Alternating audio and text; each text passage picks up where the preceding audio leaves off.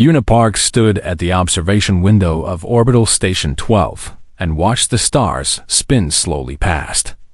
She had been living on this station for 6 months now. 6 months of learning alien languages. 6 months of smiling at creatures that looked like nightmares. 6 months of pretending she was not afraid. She was very afraid. The message had come that morning. A Velhari delegation was arriving. 3 adults and 1 juvenile. They wanted to discuss trade agreements with the Galactic Council. They wanted to meet the new species that had joined the stars. They wanted to meet humans. Una pressed her forehead against the cold glass and closed her eyes. She had read everything about the Velhari. She had studied their history, their culture, their biology. She knew they came from a world where gravity was twice as strong as Earth. She knew they had evolved as apex predators. She knew their claws could cut through metal and their jaws could crush bone like paper. She also knew that every other species in the galaxy was terrified of them. The door behind her opened with a soft hiss. Taiho Kim walked in carrying 2 cups of coffee. He was tall and thin, with messy hair and glasses that never stayed straight on his nose. He was a xenobiologist, which meant he studied alien life forms. He was also Yuna's best friend on the station. "You look worried," he said, handing her a cup. "I am worried," she replied. "The Velhari arrive in 3 hours." Taiho sat down on the bench near the window. He took a long sip of his coffee and looked out at the stars. "I have been reading about them all week. Fascinating creatures. Their bone structure is incredible. Their muscle density is unlike anything I have ever seen. They are killing machines," Una said flatly. "Well, yes. That too." Una turned away from the window and sat down next to him. "The council wants me to greet them. Me, a human diplomat who has only been here for 6 months. Why not send someone with more experience?" Taiho smiled. "Because humans are new. We are interesting. The Velhari have never met a human before. The council thinks fresh contact might go better than sending someone they have already intimidated. Or it might go worse." Always the optimist. They sat in silence for a moment. The stars continued their slow dance outside the window. Somewhere in the station, an alarm beeped softly. Life support systems, air recyclers. The constant hum of machines keeping everyone alive in the cold emptiness of space. "There is something else," Taiho said quietly. "Something I need to tell you about the delegation." Una looked at him. His face had become serious. "What is it?" "One of them is a juvenile. A young one. The reports call him Risik." Taiho pulled out his tablet and showed her a picture. The creature on the screen was terrifying. Silver fur covered a body that was all muscle and power. Yellow eyes stared out from a face that was half cat and half nightmare. Even though the image showed a young Velhari, he was already the size of an adult human. "He is 12 cycles old," Taiho continued. "In human years, that would be about 14 or 15. A teenager." "A teenager," Una repeated. "A teenage apex predator. Wonderful. It gets better. He's been causing problems on every station he visits. He challenges other species to dominance displays. It is a Velhari tradition. The young ones must prove themselves by intimidating others." Una stared at the picture. Those yellow eyes seemed to look right through her. "Has anyone been hurt?" "Not physically. The Velhari have strict rules about actual violence in diplomatic settings. But 3 Kovani diplomats requested transfers after he challenged them. A Malaysian trader fainted from fear. 2 Braktha guards refused to work in the same section as him. And now he is coming here. And now he is coming here," Taiho agreed. "And according to my sources, he has expressed interest in meeting the new species. The soft ones with no claws. The slow ones with no natural weapons." Una finished her coffee in one long drink. It burned her throat, but she did not care. He thinks we will be easy targets. Probably. She stood up and walked back to the window. A reflection stared back at her from the glass. She was small. She was soft. She had no claws, no fangs, no armor. By Valhari standards, she was nothing. She was prey. But she was also human, and humans had survived ice ages. They had survived predators. They had survived diseases and wars and disasters that should have destroyed them. They had crawled out of caves and built cities and reached for the stars. They were not strong or fast or deadly, but they were still here. When do they arrive? She asked. 3 hours, Taiho said. The docking bay on level 7. Yuna nodded slowly. I will be there. Are you sure? You do not have to do this alone. Donghyun offered to come as security. She thought about Donghyun Lee. He was the station's head of human security. A former soldier. Tall and strong and always calm. He had a gentle smile that made everyone feel safe. He also carried a weapon that could put a hole through a starship hull. Yes, she said. Ask him to come. But tell him to stay back. I do not want the Valhari to think we are threatening them. You are going to face them alone? I am going to greet them properly. That is my job. She turned and faced Taiho. I am an ambassador. This is what I do. I meet new species. I find common ground. I build bridges. Taiho looked at her for a long moment. Then he smiled. You are very brave, Yuna. No, she said. I am very scared. But I am going to do it anyway. That is what humans do. 3 hours later, Yuna stood in the docking bay and watched the Valhari ship connect to the station. The airlock doors opened with a deep rumble. Cold air rushed out, carrying a strange smell. Something wild. Something ancient. Something that made every survival instinct in her body scream at her to run. She did not run. The first Valhari stepped through the airlock. It was massive. Over 2 meters tall. Silver fur and golden eyes and claws that clicked against the metal floor. It moved like water, smooth and silent and deadly. Behind it came 2 more adults. And behind them, smaller but no less terrifying, came Risik. He looked directly at Yuna. His lips pulled back from his teeth. His tail lashed behind him like a whip. She stood her ground and bowed her head in greeting. Welcome to Orbital Station 12, she said. I am Ambassador Yuna Park. On behalf of humanity, I am honored to meet you. Risik's eyes narrowed. He took 1 step toward her, and Yuna felt deep in her bones that her life was about to become very interesting.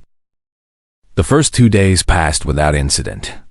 The Valhari delegation met with the Galactic Council. They discussed trade routes and resource sharing and all the boring things that diplomats talked about.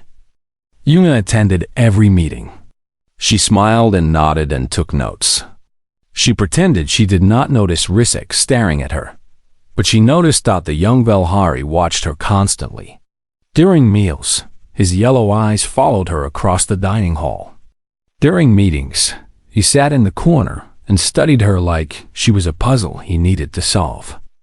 During the evenings, she sometimes saw him in the corridors, just standing there, watching. He is stalking you, Taiho said on the 3rd day. They were sitting in Yuna's quarters, eating lunch. In Valhari culture, this is normal behavior before a challenge. He is learning your patterns, your weaknesses. Yuna pushed her food around her plate. She was not hungry. How long does this usually last? It depends. Sometimes days. Sometimes weeks. He's waiting for the right moment. The right moment for what? For a dominance display. He will confront you in a place where others can see. He will try to frighten you. If you show fear, he wins. If you run, he wins. If you fight back, things become complicated. And if I do not show fear? Taiho hesitated. That has never happened before. Not with the Velhari. Every species shows fear when they are confronted. It is a survival instinct. Yuna thought about this. She had been afraid since the moment the Velhari arrived. She was afraid right now. But showing fear and feeling fear were two different things. She had learned that lesson long ago, back on Earth, in situations that had nothing to do with aliens. What happens during the display? She asked. He will circle you. He will growl and show his teeth. He will try to make himself look bigger and more dangerous. And then, at the end, he will snap his jaws near your face. Not close enough to hurt you, but close enough to trigger a panic response. And everyone just accepts this? The council allows it? It is their culture, Taiho said with a shrug. The council tries not to interfere with cultural practices. As long as no one is physically harmed, they look the other way. Yuna stood up and walked to her window. Her quarters had a small view of space. The stars looked the same as they always did. Cold and distant and beautiful. I will not run, she said quietly. And I will not fight. But I will not show fear either. Yuna, that is not possible.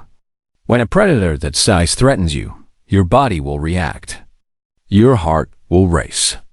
Your hands will shake. You cannot control biology. She turned and looked at him.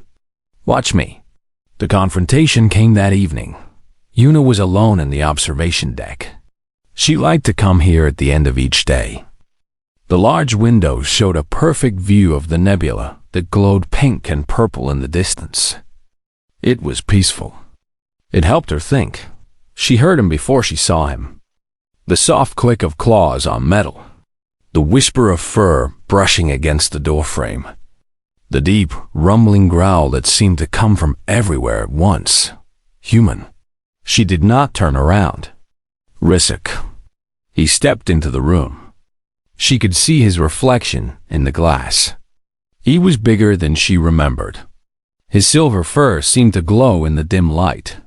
His eyes were fixed on her back like she was something to eat. Your kind claims a seat at the Galactic Council, he said. His voice was deep and rough, like stones grinding together. You speak in our meetings as if you belong here, as if you are equal to the elder races. Yuna turned slowly to face him. She kept her hands at her sides. She kept her breathing steady. We do belong here. We earned our place. Rissik made a sound that might have been a laugh. It was not a pleasant sound. Earned? What have you earned? You have no weapons on your body. No armor on your skin. No venom in your blood. He took a step closer. You are soft. You are slow. You are weak. We are many things, Yuna said calmly. Soft is only one of them. He began to circle her. His movements were smooth and silent, like a shadow moving across the floor. Yuna stayed still. She did not try to keep him in sight. She simply stood there with her hands clasped behind her back. On my world, Rissik growled, creatures like you do not survive. They are hunted. They are eaten. They are forgotten. He was behind her now. She could feel his breath on the back of her neck. You are prey. On my world, Yuna replied. Creatures like us became the dominant species. We hunted the hunters. We tamed the wild. We built cities that touched the sky and ships that crossed the stars. She paused. We are prey that learned to fight back. Rissik stopped circling. He stood in front of her now, so close that she could count the individual hairs on his muzzle. His lips pulled back from his teeth. Those teeth were long and sharp and white. They could tear through flesh like paper. You think you are brave, he snarled. You think your words make you strong. But words mean nothing. Only power matters. Only strength. Then show me your strength, Yuna said. Her voice did not shake. Her eyes did not blink. I am standing right here. Something flickered in Rissik's eyes. Confusion maybe. Or surprise. He had done this many times before. He had challenged Corvani and Melisians and Bracther. They had all reacted the same way. Fear, panic, submission. This human was different. She was afraid. He could smell it on her skin. He could hear it in the slightly faster rhythm of her heart. But she was not showing it. She was standing there like a rock in a storm, unmoving and unbroken dot. It made him angry. He dropped into a crouch, his muscles coiling like springs. A deep growl built in his chest. His claws scraped against the metal floor, leaving bright scratches. "Last chance, human," he snarled. "Run. Beg. Show me that you know what you are." Yuna looked down at him. A small smile crossed her face. "I know exactly what I am," she said. "Do you?" Risic roared and lunged forward. His jaws snapped shut inches from her face. The sound was like a thunderclap. The force of his movement sent a wave of air washing over her. Yuna did not move. And then, something unexpected happened. The dust from his fur, disturbed by his sudden movement, floated up into the air. Some of it drifted toward Yuna's face. Some of it entered her nose. Her nose twitched. Her eyes watered. And before she could stop it, before she could even think about stopping it, her body did something completely involuntary. She sneezed. The sneeze was not a small one. It was not a polite little sound that could be hidden behind a hand. It was a full-body explosion that seemed to come from somewhere deep inside Yuna's chest and burst out of her face like a tiny bomb. Achoo! The sound echoed off the walls of the observation deck. It bounced around the room and came back again. It was loud and sudden and completely ridiculous. Risic froze. His jaws were still open from his lunge. His body was still in mid-crouch, but his eyes had gone wide. His ears had flattened against his skull. His tail, which had been lashing back and forth with anger, went completely still. For a long moment, nothing happened. The two of them stood there in silence. Yuna, with her eyes watering and her nose tingling. Risic, with an expression on his face that she could not read. Then his ear twitched. Just one ear. The left one. It twitched once, twice, 3 times. Like it was fighting against some invisible force. And then Risic made a sound. It started as a wheeze. A small, strangled noise that came from the back of his throat. Then it became a chirp. High-pitched and sharp, like a bird surprised by a sudden noise. Then his shoulders began to shake. His whiskers began to tremble. His whole body started to vibrate like a machine that was about to break apart. And then he laughed. It was not a human laugh. It was something stranger and wilder and more wonderful. A series of rapid chirping sounds mixed with deep rumbles, mixed with what could only be described as giggles. His massive body collapsed onto the deck. He rolled onto his back, his paws curled up toward the ceiling, his tail thumping against the floor. He was laughing so hard he could not breathe. Yuna stood there, completely frozen, trying to understand what was happening. One moment, she had been facing down an apex predator. The next moment, that same predator was rolling around on the floor like a kitten playing with a ball of yarn. The door burst open behind her. Dong-Yun Lee came through first, his weapon raised and ready. He was followed by 2 other security officers and Taiho, who was holding a medical scanner. They had obviously heard the commotion and expected to find Yuna in danger. Instead, they found Risic on his back, still making those strange chirping sounds. His eyes squeezed shut with joy. Dong-Yun lowered his weapon slowly. What? What is happening? Yuna wiped her nose with the back of her hand. I sneezed. You sneezed? I sneezed. Taiho stepped forward. His scanner pointed at Risic. The device beeped and displayed a series of readings. His brain activity is off the charts, he said, his voice filled with wonder. Dopamine levels, serotonin, He is experiencing intense positive emotions. He looked up at Yuna. He is happy. Incredibly, unbelievably happy.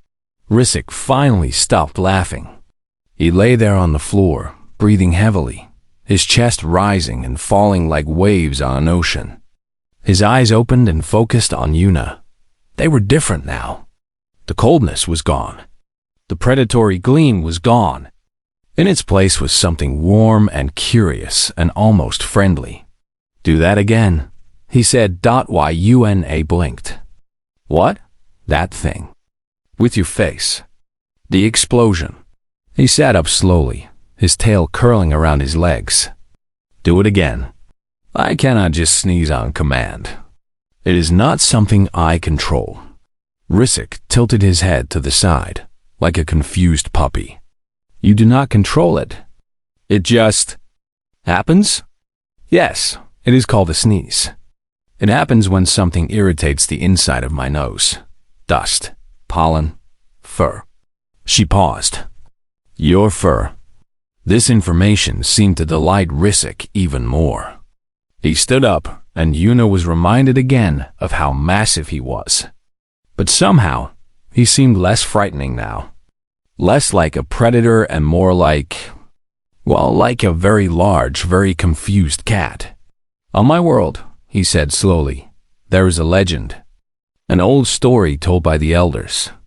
They say that long ago, before the Valhari became civilized, there was a creature called the Sneeze Spirit. It lived inside the bodies of the weak and came out at unexpected moments." Donghyun leaned toward Taiho. "Did he just say Sneeze Spirit?" "Quiet," Taiho whispered back.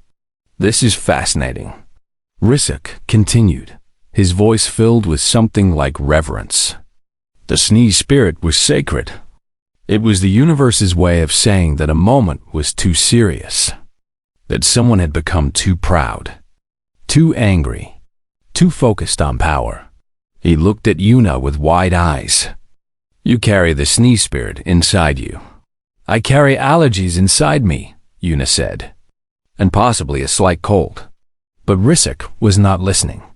He walked in a slow circle around her, but this time it was not threatening. It was curious, almost respectful. "I challenged you," he said. "I tried to make you afraid. I showed you my teeth and my claws and my power. And the universe answered by making you explode from the face." "I really think we need to find a better way to describe sneezing," Taiho muttered. "It is a sign," Risic declared. "A message from the spirits of my ancestors. You are not prey. You are not weak. You are strange. You are wonderful. You are—" He struggled to find the right word. "You are funny." Yuna did not know how to respond to this. She had prepared for many possible outcomes of this confrontation: injury, humiliation, diplomatic incident. She had not prepared for the apex predator to decide she was hilarious. "Thank you," she said uncertainly. Risic's ears perked up. "What other things can you do? What other surprises does your body hold?" Donghyun finally stepped forward. He had holstered his weapon, and his face had relaxed into something like amusement. "Well," he said, "there is also hiccups. That is when our bodies make a weird sound, and we cannot stop it. And yawning, which is contagious. If one human yawns, other humans yawn too." Risic's eyes went wide. "Contagious yawning? This is real?" "Very real. Also, sometimes our legs fall asleep, and we walk around like this." Donghyun demonstrated, shuffling across the floor with an exaggerated limp. Risic made another chirping sound. His tail wagged behind him like a happy dog. Yuna looked at Taiho. Taiho looked at Yuna. Neither of them knew what to say. Somehow, impossibly, the confrontation had turned into a comedy show. And the universe, it seemed, had a very strange sense of humor. News traveled fast on Orbital Station 12. By the next morning, everyone knew what had happened in the observation deck. The story spread from the security team to the maintenance workers to the diplomats to the merchants. It jumped from species to species, getting stranger and more exaggerated with each telling. A human had faced down a Volhari juvenile. A human had not shown fear. And then, at the moment of maximum tension, the human had sneezed dot and the Volhari had laughed. The Carvani diplomats could not believe it. They were a nervous species, small and quick, with large eyes that always seemed worried. They had been terrified of Risek since the moment he arrived. Now they stood in groups, whispering to each other, trying to understand what had happened. The Malaysians were even more confused. They were a calm people, slow and thoughtful, who valued silence and stillness. The idea that a sudden noise from a human face could reduce an apex predator to helpless laughter was completely beyond their understanding. But no one was more surprised than Yuna herself. She sat in the diplomatic lounge that morning, drinking coffee and reading the same sentence over and over again. She could not focus. Her mind kept going back to the observation deck, to Risik's yellow eyes, to the sound of his laughter. Ambassador Park. The voice was deep and smooth, like distant thunder. Yuna looked up and nearly dropped her cup. Matriarch Theska stood before her. The elder Volhari was even more impressive than her grandson. She stood over 2 meters tall, with pure white fur that seemed to glow in the artificial light. Her eyes were amber, not yellow, and they held a wisdom that came from centuries of experience. She moved with a grace that seemed impossible for a creature so large. Yuna stood quickly and bowed. Matriarch, I was not expecting you. Please, sit down. Theska settled into one of the reinforced chairs that had been installed for larger species. Even sitting, she was taller than Yuna standing. She studied the human with those ancient amber eyes. I have heard what happened, the matriarch said. My grandson told me. He has told everyone. He cannot stop talking about it. Yuna felt her face grow warm. I apologize if I caused any offense. The sneeze was not intentional. It just happened. The matriarch's whiskers twitched. Offense? Ambassador, you misunderstand. I am not here to complain. She paused and then did something Yuna had never seen a Volhari do. She smiled. I am here to thank you. Yuna sat down slowly. Thank me? Risik is my grandson. My only grandson. His parents died in a mining accident 3 years ago. Since then, he has been angry. So very angry. The matriarch's eyes grew distant. He has tried to prove himself through dominance and fear. He has pushed away everyone who tried to help him. I have watched him become hard and cold and cruel. The great predator paused. When she spoke again, her voice was softer. Last night, for the first time in 3 years, I heard him laugh. True laughter. The kind that comes from deep inside. The kind that heals. She looked at Yuna with something like gratitude. You gave him that. I really did just sneeze, Yuna said. It was not some kind of strategy. I know. That is why it worked. The matriarch leaned forward. In our culture, the sneeze is considered sacred. It is seen as the universe speaking through the body.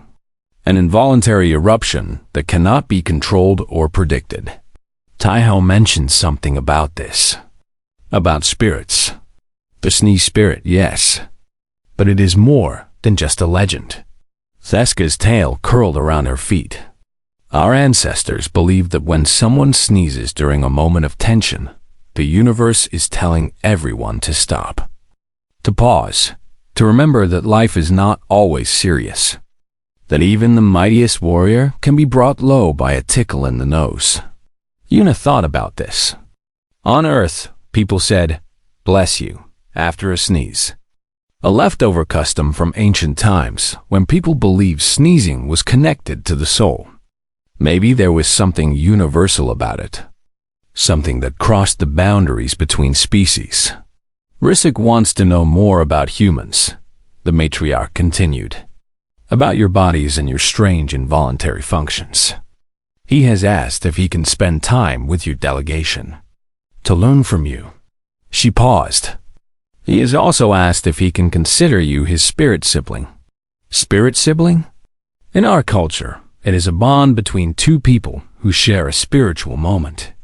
You humbled him without violence.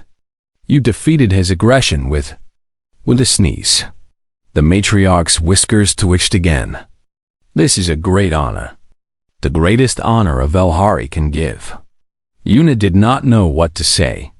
24 hours ago, she had been preparing for possible injury or diplomatic disaster.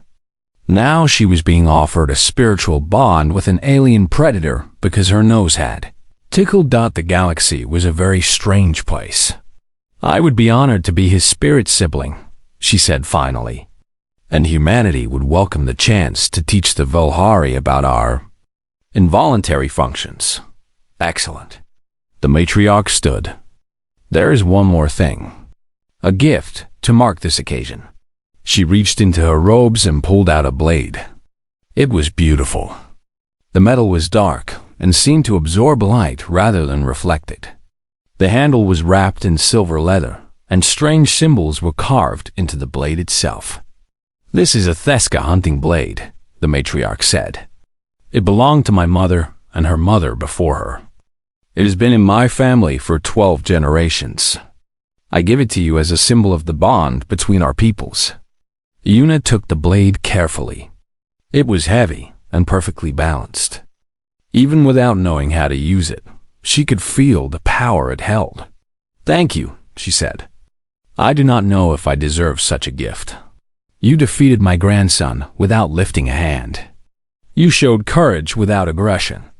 You brought laughter to someone who had forgotten how to laugh. The matriarch's eyes were warm now. You deserve this and more. She turned to leave, then stopped at the door. Ambassador Park, I have heard that humans have many strange body functions. Hiccups, yawning, legs that fall asleep. Her whiskers twitched one more time. I would very much like to learn about all of them. And with that, she was gone. Yuna sat there for a long time, holding the ancient blade and staring at the door. Somewhere on the station, she could hear Risik's voice, excited and happy, telling someone about the human who had exploded from the face. Taiho walked in a few minutes later and found her still sitting there. What happened? He asked. You look like someone just gave you a kingdom. Yuna looked down at the blade in her hands. Then she looked up at her friend and smiled. Something like that, she said. Something very much like that. 3 months passed on Orbital Station 12.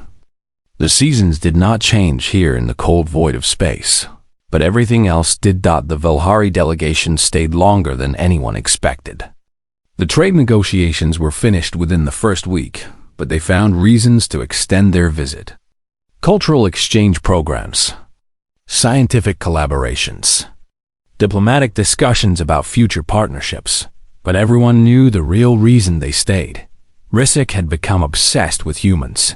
He followed Yuna around the station like an enormous shadow. He attended every meeting she had, sitting in the corner with his ears perked up, watching everything she did. He asked questions constantly. Why did humans blink? Why did they yawn? Why did their stomachs sometimes make strange noises? Yuna answered every question patiently. She showed him how humans stretched when they were tired. She demonstrated what happened when a foot fell asleep. She even managed to produce a few hiccups after drinking some carbonated water too quickly, which sent Risik into another fit of chirping laughter.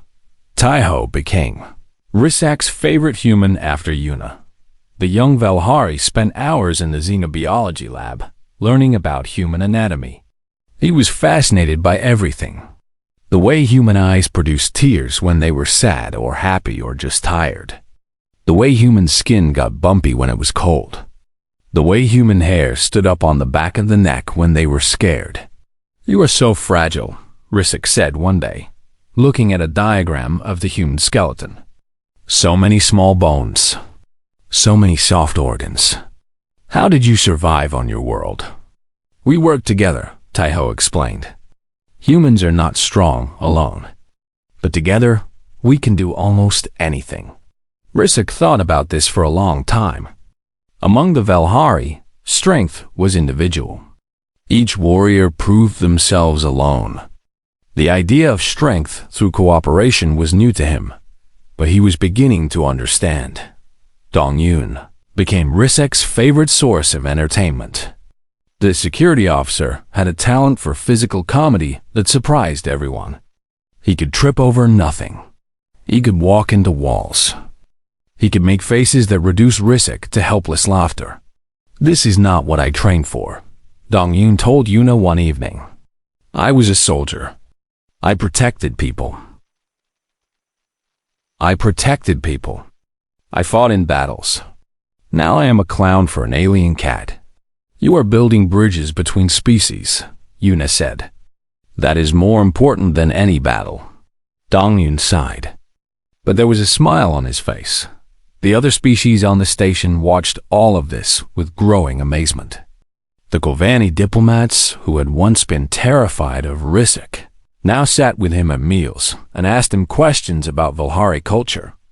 The Malaysian traders, who valued silence and stillness, learned to appreciate the loud, joyful chaos that followed the humans wherever they went. Even the Brakthu guards, massive armored creatures who rarely spoke to anyone, started nodding at the human delegation when they passed in the corridors. It was not much, but for the Brakthu, it was practically a declaration of friendship. The official alliance ceremony was held in the observation deck. The same observation deck where Yuna had sneezed and changed everything. Representatives from 12 different species attended. The Galactic Council sent their highest officials. Cameras broadcast the event to hundreds of worlds. It was the most important diplomatic moment in human history. Yuna stood at the center of the room, wearing her best diplomatic uniform. Beside her stood Matriarch Theska, tall and proud in ceremonial robes. Behind them, the nebula glowed pink and purple through the windows. Today, Theska said, her voice carrying across the crowded room, we mark a new beginning. The Velhari Empire extends its hand in friendship to people of Earth. We recognize them not as prey, not as weak, but as equals, as partners, as family. She turned to Yuna and placed a massive paw on her shoulder. 3 months ago, this human taught my grandson something that generations of Velhari elders could not. She taught him that there are many kinds of strength. The strength to stand firm without fighting. The strength to face fear without showing it. And the strength to make others laugh when they have forgotten how. Yuna felt tears building in her eyes. She blinked them back. This was not the time to demonstrate human crying to the entire galaxy. In honor of this lesson, Theska continued, the Velhari Empire pledges its full support to humanity. Our ships will protect their borders. Our technology will advance their science. Our people will stand beside theirs, today and forever. The crowd erupted in applause. Well, some of them applauded. The Malaysians vibrated quietly. The Brakthu stomped their feet. The Kovani made high-pitched whistling sounds. Every species had their own way of showing approval. Rissik pushed through the crowd and stopped in front of Yuna. He was wearing ceremonial armor now, polished silver that matched his fur. He looked older than he had 3 months ago. More mature, more at peace. Spirit sibling, he said softly, using the title he had given her that first night. Thank you. Yuna smiled. For what? For being brave. For being strange. For having a body that explodes from the face at unexpected moments. His whiskers twitched. For being human? She reached out and touched his arm. Even through the armor, she could feel the warmth of him. The power and the gentleness combined. Thank you for laughing, she said. For remembering how. The ceremony ended with music and food and celebration.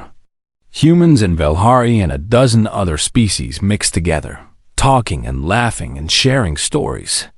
Somewhere in the crowd, Donghung was demonstrating what happened when you stepped on something sharp while barefoot. A group of Carvani were teaching Taiho a traditional dance.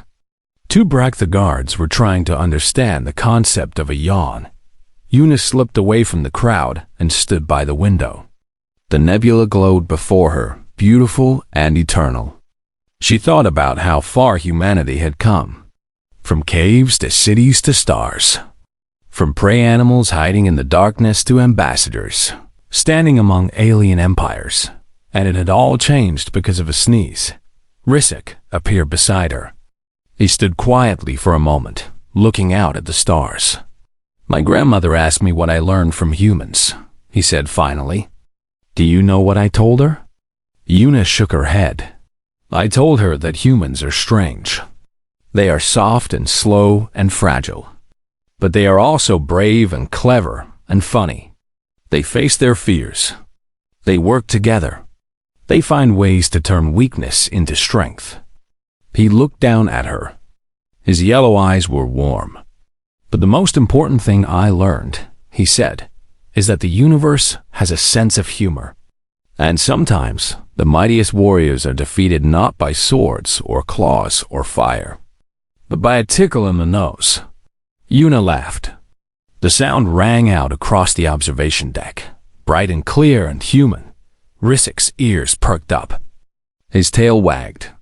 And across the room, every Velhari stopped what they were doing and turned toward the sound. They had discovered something even better than sneezes. Human laughter was contagious thought, and as the stars spun slowly past the windows, and the celebration continued around them, Yuna realized something important. Humanity had been searching for its place among the stars. They had worried about being too weak, too soft, too fragile. But maybe that was the wrong way to think about it. Maybe their greatest gift to the galaxy was not technology or weapons or strategy. Maybe it was simply the ability to make others laugh. And that, she thought, was worth more than all the warships in the universe. The celebration lasted until morning. And when the Velhari finally departed the station, they took with them stories and memories and laughter. They carried humanity in their hearts now, strange and wonderful and full of unexpected explosions from the face. And throughout the galaxy, for generations to come, species would tell the story of the human who sneezed, and the predator who laughed, and the alliance that changed everything.